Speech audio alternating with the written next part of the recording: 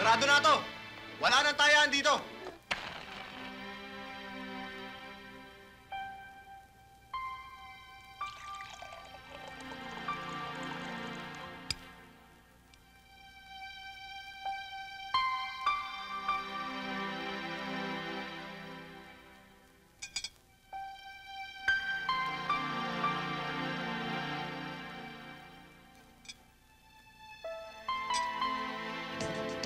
That's it. That's it. Beautiful. Now, keep that pose. That's it.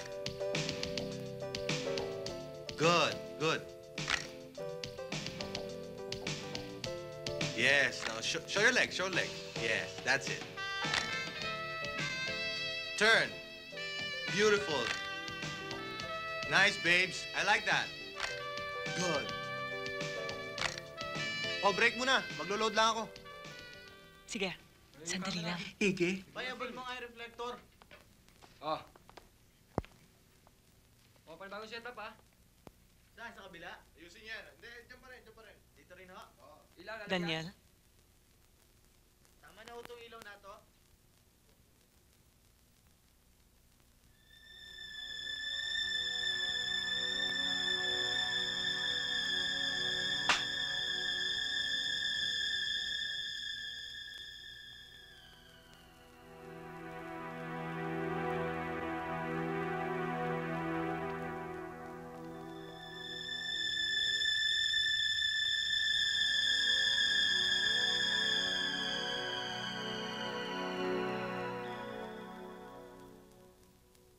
Alam mo, ang paborito kong kwento nung bata pa ako. Yung tungkol sa gamo-gamo at kandila. Si Inay pa nga nagkwento sa akin nun eh. Pero ang hindi ko talaga maintindihan kung bakit siya lumalapit sa apoy. Eh pwede naman niyang layuan yun. Pero ganun din pala sa tunay na buhay. May mga bagay na hindi mo maiwasan. Na kahit na anong mangyari, lalapitan mo din. ano bang pinagsasabi mo? Wala. Napalalim ata yung pinag-uusapan natin. Mabuti pa, change topic muna tayo. And better yet, quiet na muna.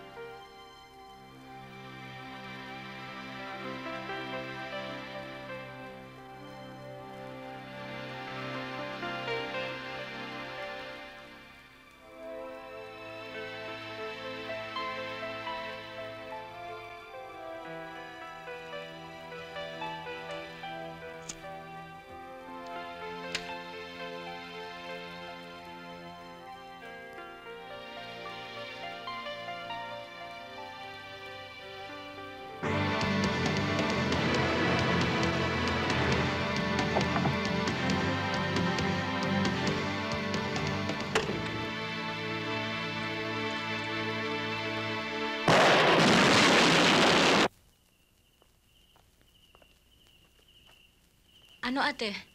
Hindi pa ba tayo uuwi? Hindi na siguro darating yun eh. Kung gusto niyong mauna, di mauna na lang kayo. Maghihintay ako dito. Aba, kung mag-iintay ka, mag-iintay din kami.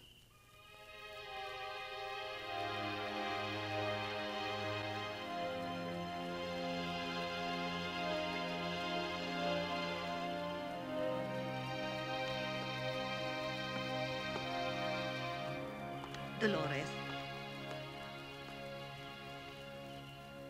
kung talagang hindi mo pa maiiwan ang trabaho mo dito, Iha, wala akong magagawa.